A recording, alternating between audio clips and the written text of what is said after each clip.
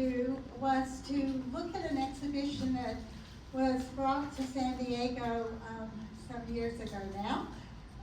Posters from 1965 to 2005. So while I was at San Diego State, I worked with gallery director Tina Yabelli to bring this exhibition of 121 socio-political posters to campus. So for tonight's talk, I selected examples from this exhibition because of their effective use of visual language to communicate messages that advocated for peace, social justice, and the environment. So I hope they provide a snapshot of how designers have used the poster to speak out. So I was fortunate enough with during this exhibition that a nonprofit that my husband Calvin Wu and I co-founded, the Design Innovation Institute, we were able to host a reception and sponsor a guest lecture by Carol A. Wells, who at that time was the founder of the Center for the Study of Political Graphics. And if you look in this picture, you might see some familiar faces. Ben was on our board, and I don't think Chris McCampbell is here tonight, but the tall guy with the white shirt and the blue jeans was Chris McCampbell when he was a student at San Diego State. So that's a photograph of the reception, and you get a sense of what the exhibition looked like in the gallery. So the exhibition poster shown here at left was designed by one of the curators, Chaz Maviyane-Davies. He combined two objects to create a strong identifier for the exhibition. The sharpened pencil, backed by the strength of a crowbar, becomes a bold weapon for the creative expression of the urgent messages included in the graphic imperative. Other posters that I will show tonight demonstrate how designers make good use of typography, design principles, and illustration techniques to reinforce a message, while others incorporate recognizable symbols or modify familiar words and phrases, often in unexpected ways. So we'll look at some of the posters in the Peace group. So an advertising slogan with an expressive illustration is a graphic language popularized by Pushpin Studios, which was founded in 1954 by Seymour Kloss, Milton Glaser, and Ed Sorrell. At left, you see a woodcut illustration by Seymour Kloss. Actually, both of these are by Seymour Kloss. The one on the left uses Uncle Sam, a symbol of American patriotism, often used on recruitment posters. But he looks unwell. His face is a sickly green, and inserted into his open mouth we see bombs dropping, in this case on Hanoi in Vietnam.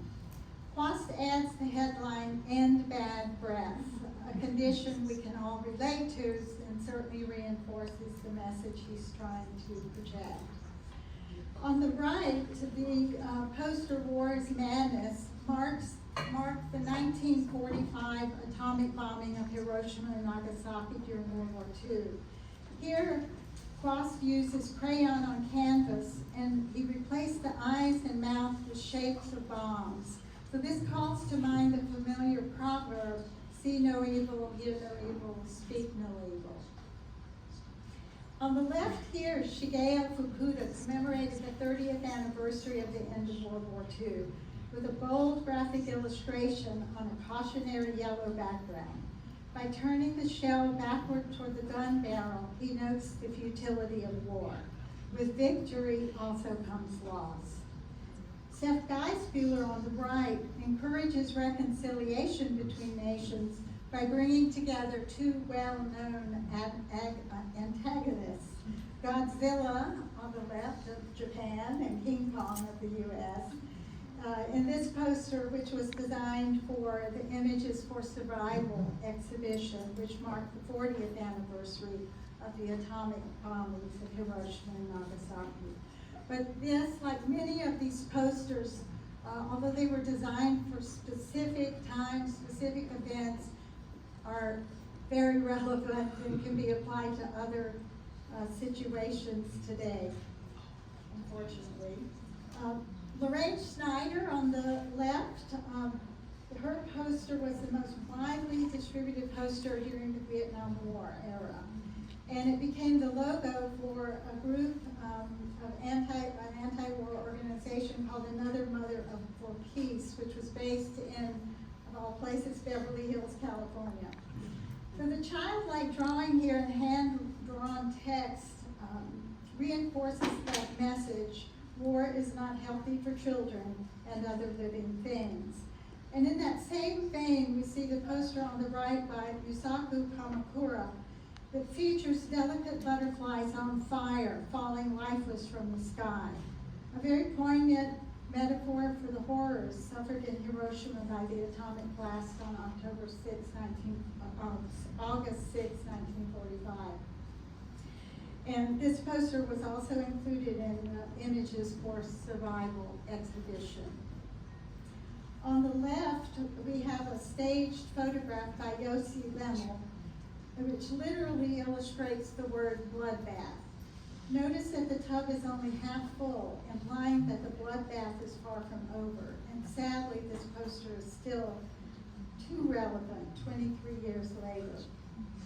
On the right, Stephen Lyons co-opts the protest chant, "No Blood for Oil," in his poster originally created in 1990 to question the real reason for the Gulf War. And the image features a soldier as a gas pump, holding a missile above his head while standing in front of a detail of the American flag. The gas pump gauge reads 50,000 lives per gallon. Lastly, in the group of peace, all of which primarily are anti-war, here we have Grappus, a collective of graphic artists in France, personifying the earth by adding a mouth and large tongue spitting out weapons of war.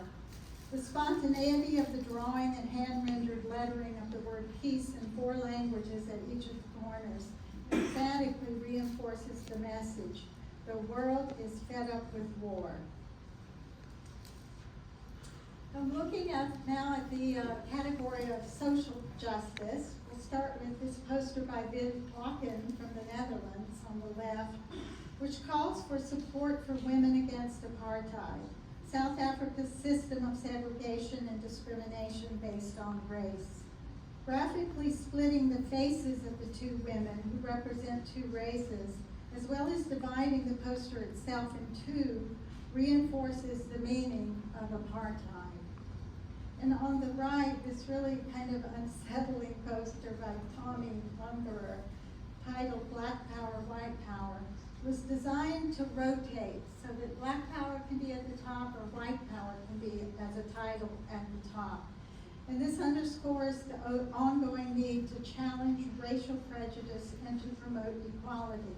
If one overpowers the other, there is no equality.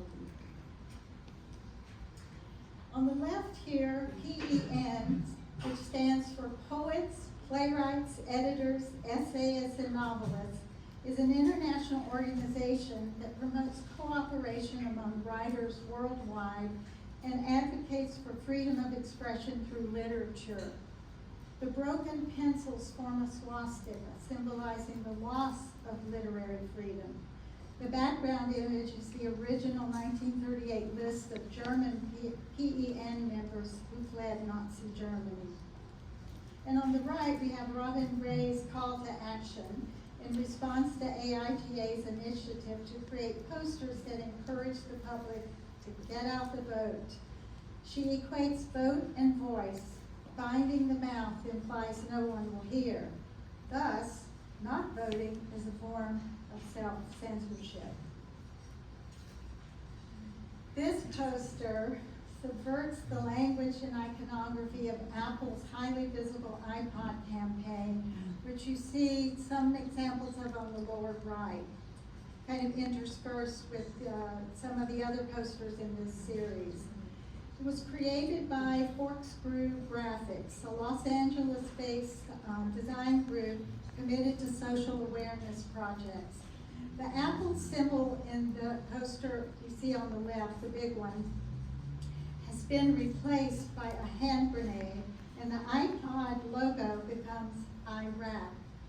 The hooded, the hooded silhouette is not dancing like the figures in the iPod commercials, but stands still atop a small pedestal while holding an iPod-like wire, in reference to the torture of Iraqi prisoners reported to have taken place in U.S. military prisons.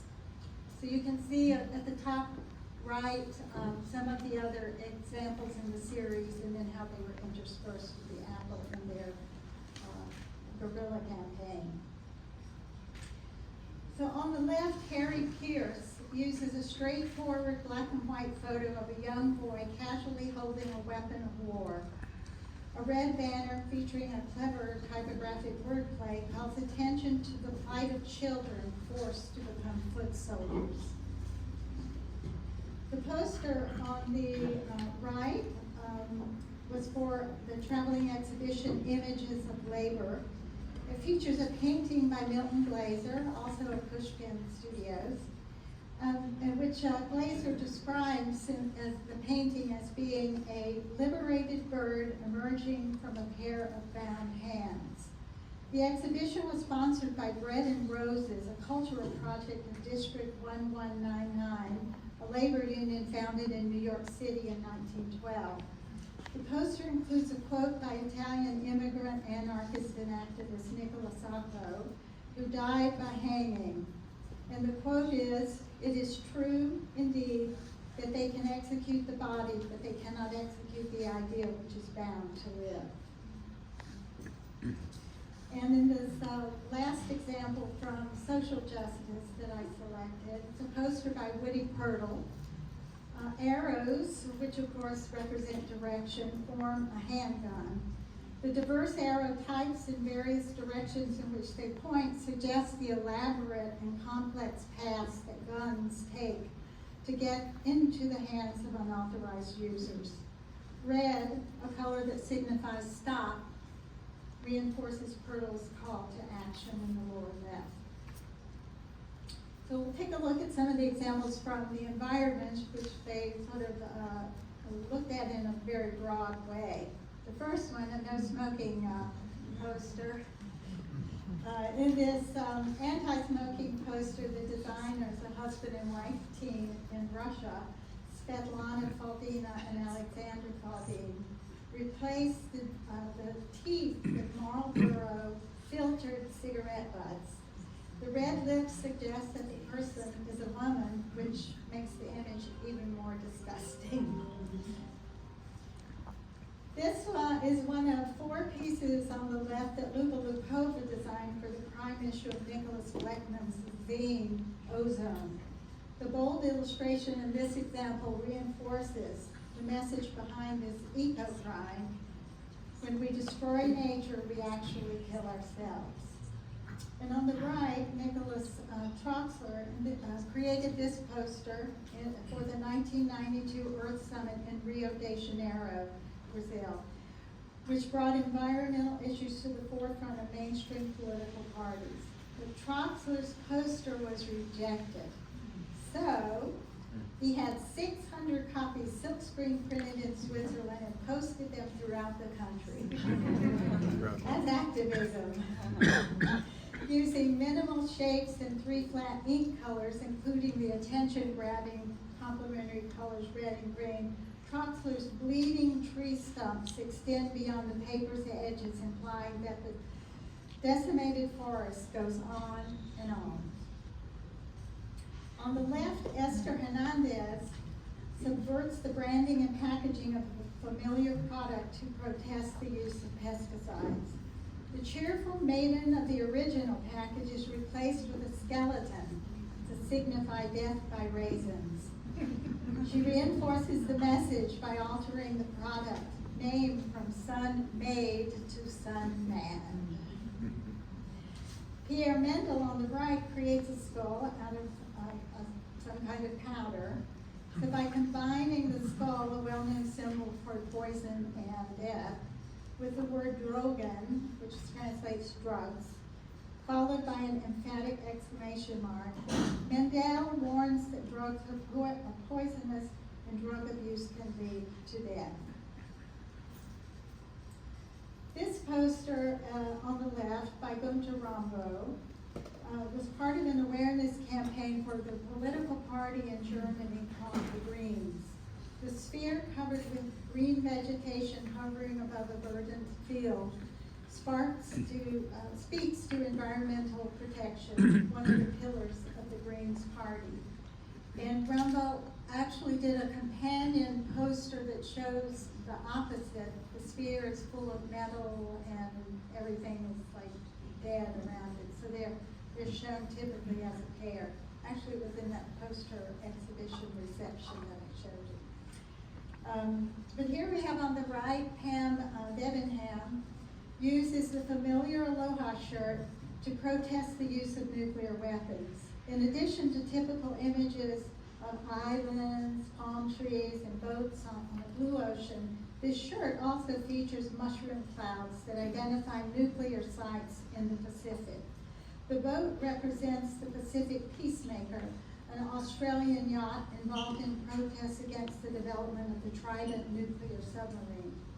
The fiery orange headline, "No Nukes in the Pacific," reflects off a black ocean in contrast to the healthy, bright blue sea of the shirt. And lastly, we have this pair of posters that deal with AIDS awareness. On the left was a commission by the French government to make the issue of AIDS clear to secondary school children. The message, wear a condom so those poisonous fangs don't bite and infect. Rather than print the poster, the image and lettering were cut out and stenciled on paper with a big paint roller, and they were also stenciled on walls around Paris as a guerrilla, part of the campaign, so a guerrilla effort. And this was Anton Beke from the Netherlands was responsible for that one. And then Art Chantry of the West Coast, I think he's still up in Seattle, designed the one on the right.